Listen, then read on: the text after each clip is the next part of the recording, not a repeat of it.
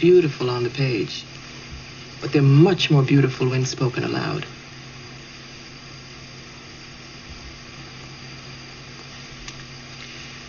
Marguerite, no one is going to make you talk. Possibly no one can. But if you love words, and I think you do,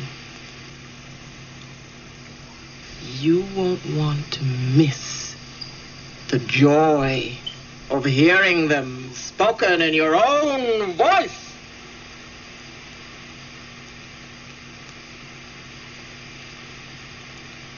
Your own voice.